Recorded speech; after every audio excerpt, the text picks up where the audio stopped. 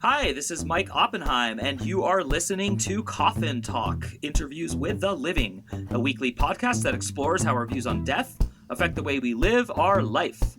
And this week, coming to us from the Houston, Texas area is Rick Ornelas, and he's an ultimate success coach, best-selling author, and founder of I Spark Change. He helps entrepreneurs flourish personally and professionally by eliminating the roadblocks preventing their success. Rick, how are you doing today? I'm doing fantastic. Mike, thank you very much for having me on the show. It's a pleasure to be here with you. Absolutely, and thank you again for coming on. And usually we just get a really quick glimpse of someone's life by asking them how old they are and where they grew up. Ooh, how old? I don't know if anyone's ever asked me how old I am on an but I'm 51 years young, as my marketing manager likes to say, not old, years young. And I've lived in Houston area for 13 years, but I'm originally from Los Angeles, from Southern California, and lived there for a big chunk of my life until my wife and I decided to relocate to a lower cost of living and some place where we could have a little more space. Yeah, and actually that's funny. We have a lot in common then, because I grew up in the Bay Area, which is also, Northern California, and I moved to Phoenix, Arizona, and both Houston and Phoenix are considered antithetical to the cultures of both LA and San Francisco, yet I find all of us transplants are doing swimmingly well over in these areas, so I hope the same is true for you. Yeah, absolutely. I think it's interesting. This country has a lot of reputations that precede places, and I think growing up in California personally, I felt like there was a big stigma against certain areas of the country. So I always find it fascinating to meet open-minded people like yourself and to hear where we're all living from. And as far as the age part, I would like to say this in front of my audience, which is that I ask it because I think it's incredibly relevant to people's understanding of someone else's psychology. I think that we assume, falsely perhaps, that younger people don't think about death as much as older people, and also that as we meander our way through our lives, we have more experiences that we collect. And so I like to give that relevant fact to my audience. However, with that said, I do like that you said 51 years young, and I do like that you've talked about this before, because I do find it interesting that we also, I feel, live in a society that's obsessed with youth. And so I'm curious, do you agree with that, and what do you think about it, if yes or no? Oh, I would agree with that 100%, being obsessed with youth. And I'd say that's even something that I've struggled with myself, Mike, is that, especially when you start, getting close to 50 and, then being past 50, and my wife giving me grief about, oh, you're getting, going to get your AARP card now and all this stuff, is that, and then with the proliferance of youth and beauty and everything on social media, that it becomes tough to, to kind of embrace your age. But I agree that happens. For me, I've gotten to a point where I'm content with the number of my age, because I look at it, as the old cliche, right? Age is only a number. I really have gotten to a place where I do view it that way. Now, does my body hurt after a workout more than it did, 10 or 20 years ago? Absolutely. But mentally, I'd say that I'm as young as I've ever been, just with the learning and growing and, expanding my mind. I feel extremely youthful. Totally. We're pretty simpatico on the subject. I don't know. I just, life is interesting. So I want to get as old as I can. And I want to see it all, and I want to hear it all, especially, which is why I like interviewing people. And like, obviously there's like downsides to aging, obviously, but I think there's also upsides to aging, and those don't get talked about a lot. So yeah, I loved your answer. And I do think the mental age is something we never talk about. Like, we make fun of people who say arrested development, or, they behave like a child, but really you do have a mental age. You have like a way you feel on the inside. And so, yeah, I love it. I'm just like you. I feel enamored with the whole process. Okay, I do want to kind of jump into the near-death experience stuff. I'm sure you're comfortable with talking about it, and I'm sure you've talked about it a lot. So in whatever order you think the story is best told, I'll just leave it up to you. Hey everyone, if you're a fan of the show, please head over to mikeyop.com and click the subscribe button. It's the best way to support us, and it's free. That's MIKEYOPP.com. Thanks. Yeah, of course. And I'll share that my, quote unquote near death experience may be different from others, that have perhaps, experienced some glimpse of the other side. I mean, I interviewed, someone for for my podcast that had, that exactly, that exact situation. It's quite an incredible story. And not to diminish my story in any capacity, but I'll just say that, mine is not that. And what my story goes back about 21 years to where I was still living in Southern California. My wife and I were raising a young family. We had two daughters at the time. We now have three, but we had two at the time that were young. They were 1 and 4, and we were just kind of figuring life out and figuring out parenthood and everything. And I was still, I say mentally, I'm very, I feel young now mentally, but then I was immature, right? I was immature as a 30-year-old. I was immature. I was still very selfish and not focused on my family and arrogant and hadn't learned a lot of the wisdom that age brings, right? That you learn with some life experience. And we're driving home from a birthday party that was a couple hours south of where we lived, and we're driving on the 118 freeway, which is it's north of Los Angeles, and we're coming back on a Sunday afternoon, and it starts to rain really hard. Now, living in Texas, now I'm used to that crazy rain, but it was not like rain you would typically see on a Southern California day. And it was the first rain in a long time, so the roads were really slick, and we see many cars had pulled off, and we're kind of waiting out the storm. But it was late on a Sunday afternoon.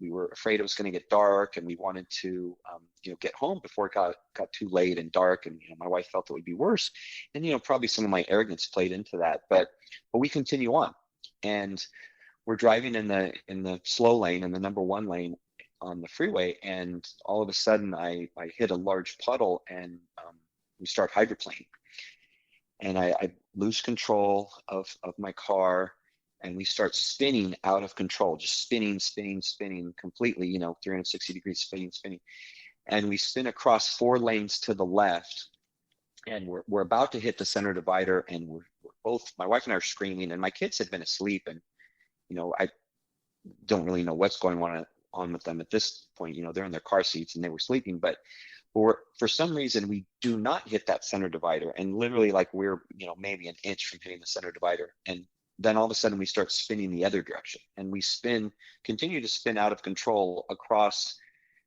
back across the 4 lanes, off the shoulder. We go up a dirt embankment. There's a real big shoulder in that area, and we go up a dirt embankment because it's kind of hilly there, and we hit a brick wall, and we flip over completely at high speed, and we land back on the wheels, and the windshield is all shattered, and the roof is smashed down to about eye level, and the right side is smashed, and the glass is all broken, and the car is filled with dirt and glass, and our stuff is everywhere.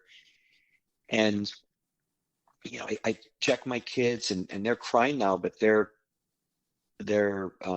completely fine. Apparently they look completely fine. And my wife, says her shoulder's a little sore from where we impacted, but she's completely unharmed. And there's not a scratch on any of us. And we crawl out of the door of my side where we could still get out, and we make our way to the side of the road, and this elderly couple had pulled over. In the time that we're getting out, they had pulled over, and the lady grabs this big blanket and she wraps it around my wife, who is now sitting on the dirt, just clutching my daughters and thanking God, that they're okay. And the lady's, trying to console her, and I'm, being like I said, the kind of the arrogant male that I am, I'm talking to this gentleman who's, like I said, he's probably 70s or 80s, and he tells me he's just witnessed the most incredible thing he's ever seen in his life. And he proceeds to tell me that he thought we were killed for sure. And, being that arrogant guy, I'm like, is it really that bad? Like, I mean, we're okay, right? We got out of this car okay. Well, we get taken off in an ambulance, and the car gets towed off. And the next day I get, and fast forwarding a little bit just for time, but the next day I the next day I get taken down to the impound yard so I could get the rest of our things from the vehicle. I get a ride down from my father-in-law, and my car is still sitting on the flatbed tow truck right out front of the office. And I go into the office and I tell the attendant there, I said, hey, I'd like to get my things out of that, that black Grand Prix. And he's like, what black Grand Prix? I'm like, the one on the flatbed. And he looks me square in the eye and he says, that's not your car. And I said, yes, that's my car. I need to get my stuff. And he says, no, whoever was driving that is dead, or, maybe in the hospital. And I'm like, excuse me? And he says, yeah, I can always tell what happened to the driver by the look of the vehicle. And it kind of took me by surprise, right? Because, here I was like, hey, it wasn't that bad. And then I had a couple people by this point, especially the impound guy that, has seen lots of cars in this situation, tell me that, we should have been killed. And then after that, there was many other individuals and police report and all these things where they're, essentially kind of pointing in that same direction. And so, that's why for me, I tended not to look at it as, quote unquote, a near-death experience, but literally every single person that that heard that story or that saw the car was like, you guys shouldn't be here. You were protected by a guardian angel, like something happened that you guys were fortunate and you're still here. And, I don't take death lightly or anything. I do look at it as, it's definitely a blessing, and that, for whatever reason, we came out of that, especially my wife and kids, came out of that completely fine. Wow. Yeah, that's incredible. And it's also, for me, because I'm also a parent, like, I care so much less about you in that story than I do about your children. And I know you would agree with this. That's why I'm saying it, like, while laughing. 100%. Yeah. And that's just, oh my God, yeah, I'm going to drive with my daughter in the car today and I'm going to be thinking about that story. And then the part, the reason I booked you has much less to do with the fact that you had a near-death experience, but actually the fact that it woke you the hell up and seemed to have really shifted your consciousness in your life. And that's the part I'm like dying to hear about. So, so what happened next? Like how quickly did that develop? And can you describe that to people, especially the quote unquote younger people who might not know how to get rid of their selfishness and arrogance if they have it? I'm not saying all young people do, but yeah. And you're right, because that's that's part of the journey. That's the part where, the story takes an upturn, right? And in the story after that, if us surviving wasn't enough, but after that period, after that accident, Mike, I went through a period of reflection and just, self-reflection and just reflection on my actions and how I was living my life. Because just like you said a minute ago, being a parent, the worst thing that I could have possibly imagined was something happening to my kids and my wife. And then not only something happening to them, but something happening that was my fault. And I couldn't live with that. That was just something that was unacceptable to me. And so, for a few months of reflecting on it, I wrote what I called a to-do list for every day of things that I wanted to live my life by. And this list included, a dozen things that were important to me for living life, like being grateful and being present with my family, and living like every day could be the last day of your life, and treating others with kindness and respect, and just like basic things. But I realized I was not living up to those standards in many ways, and it really changed the trajectory of my life, because I became far more focused on my family. And which is ironic, because I grew up the youngest of five, four older sisters, and big family. And my parents had always instilled the importance of family. And, family is the most important, and you support your family, you love your family, you do everything for your family. That was something my dad ingrained in my head, and I wasn't living that way. Sure, I had kids, I had a family, I was, feeding them and, roof over their head, but I was, like I said, I mean, I would go out at night and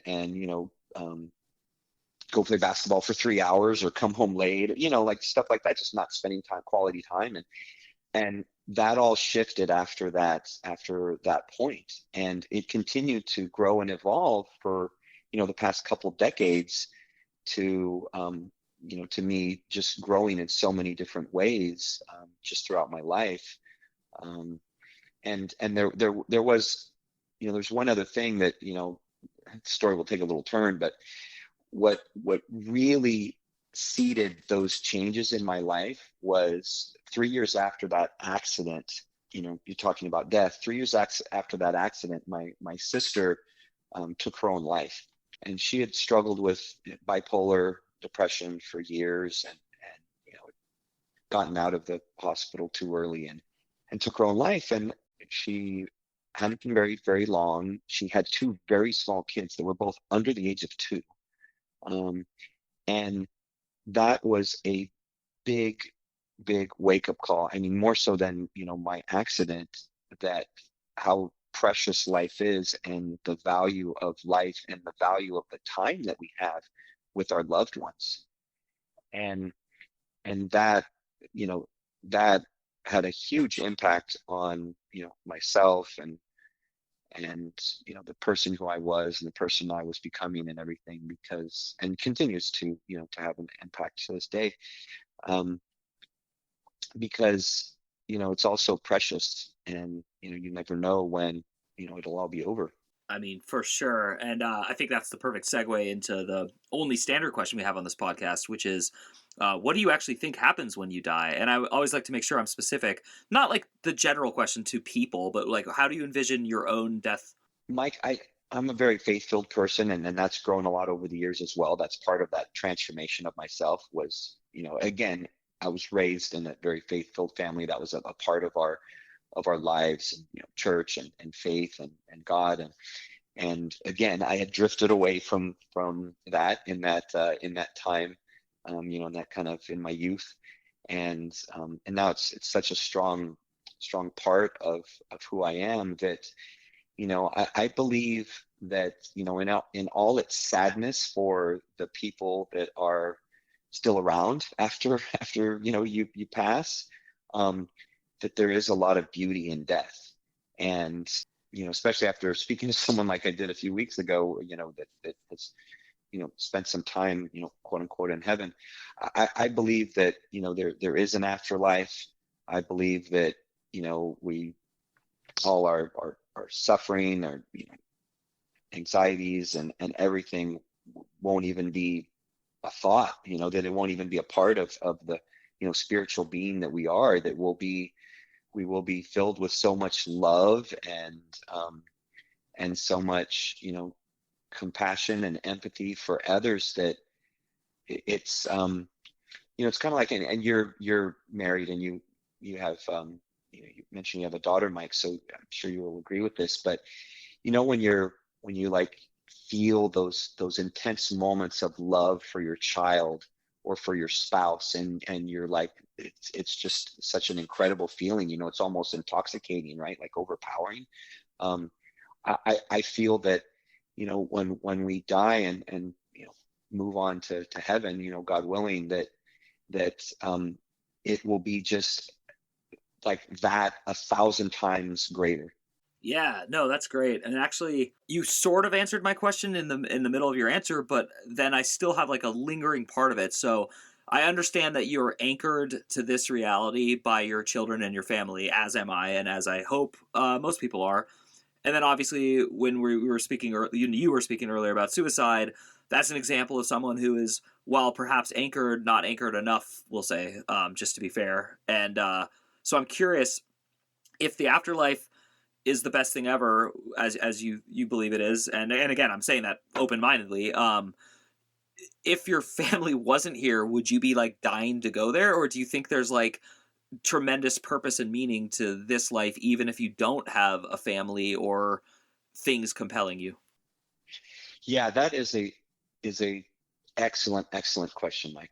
That that may be one of the best questions I've ever been asked on any interview. So thank you for asking the question.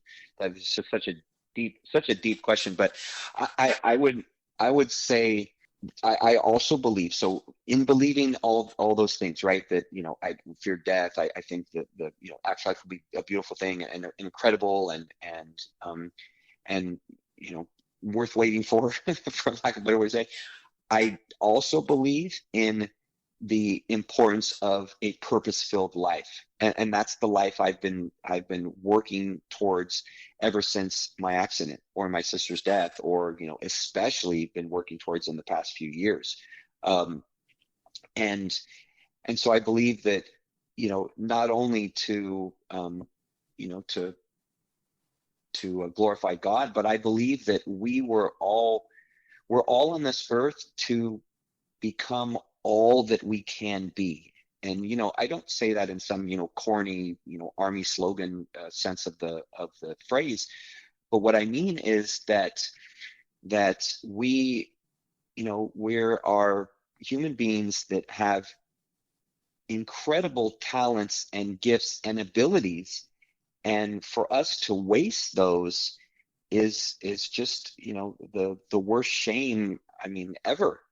For us to not do all that we can accomplish and become all that we can be and be the completely best version of ourselves.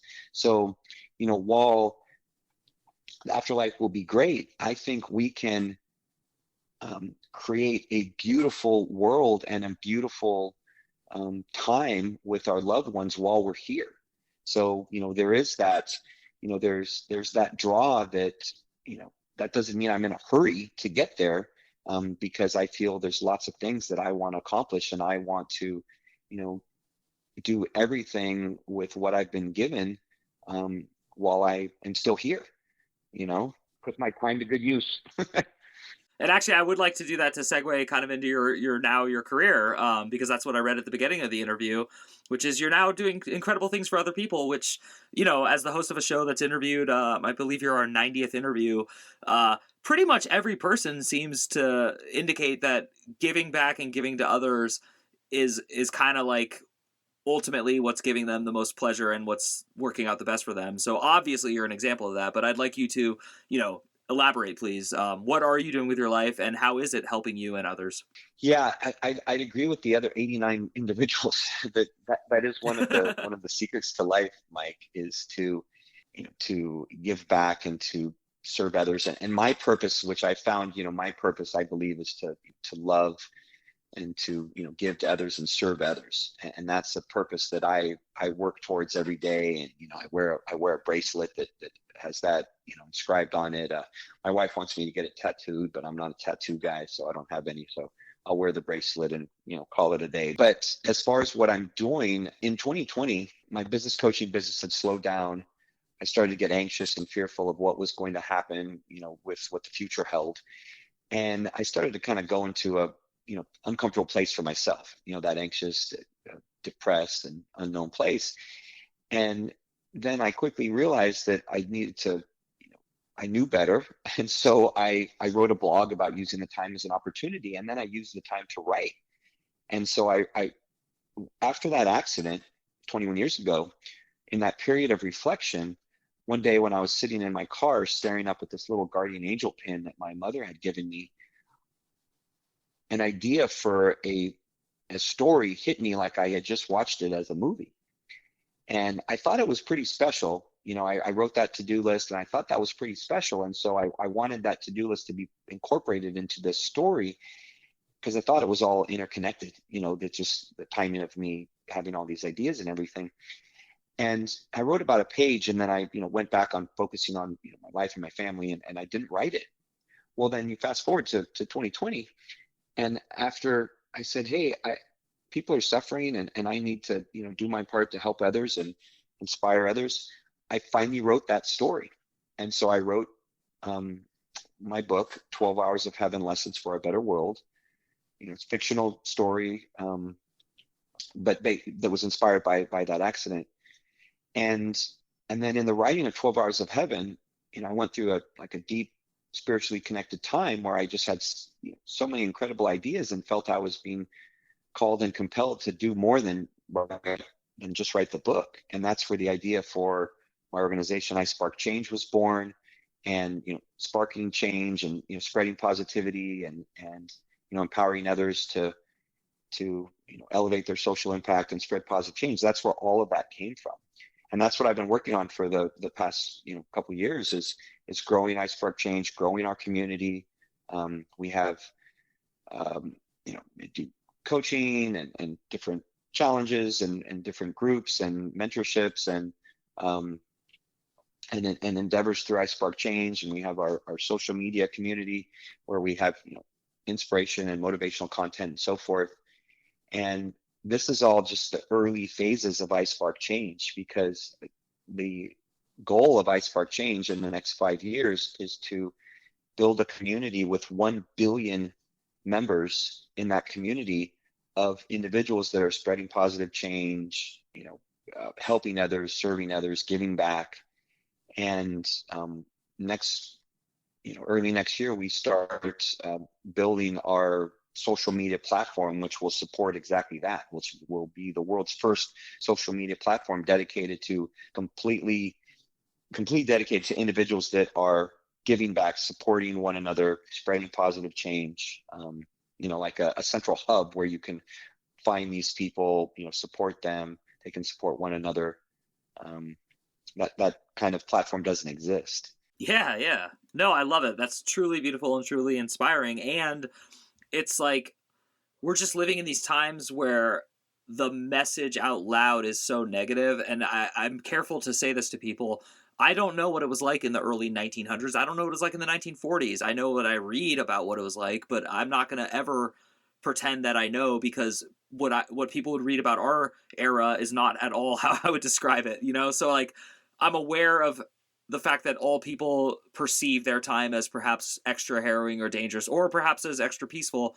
But I am curious, with everything that's going on, especially since you're from the Los Angeles area and you've moved to Houston, and you talked about COVID, and we're just moving through these like what appear to be very erratic times. What is your peaceful solution on like that level for people? Do you have any like words of advice for that? Just people who are like panic stricken, scared, or apprehensive, or even aggressive about it. Yeah, that's an excellent point, because that's what we see all day long. That's what the media shows, that's what's on social media, that's what's all over the internet. And the reality totally. Is and it's interesting you said like 1900s or 1940s. The reality is that we in many hundreds, thousands of ways, we are living in the best time in the history of the planet. We are the healthiest, we live the longest, we have the lowest incidences of diseases, and you'd think that there's murders on every corner, but crime is down all over the place. Safety, security, wealth, all these things are just at levels that they have never been seen before. And that's what I hope people realize, is that no matter who you are, no matter what your situation is, you always have a choice. And any one of us, any one of your listeners, anyone, just any day, you can spread that positivity and make that positive change through your actions, right? You could smile at a stranger. You can, call someone that you haven't spoken to in a long time. You can let that person in traffic that's trying to, get in front of you instead of giving them the finger. You always have a choice. And that's how we really start changing the world, is all those individual choices and those individual actions. Oh my gosh, do I agree with you. This has been nothing but a pleasure to talk to you. You're a very positive but also pragmatic and realistic man, and I think that's not rare, but it's certainly going to help people who aren't as invested in a spiritual experience as you and I are to, I think, come around to helping others. Rick, I can't thank you enough for coming on the show. To everyone listening at home, once again, we just encourage you to go over to MikeyOpp.com, MIKEYOPP.com, and sign up for free to the entire package that comes with the podcast. And my name is Mike Oppenheim. This has been Coffin Talk, and we will see you soon. And I see you hear this tune, and I feel that you're near me, and I see you while the moon, and then I see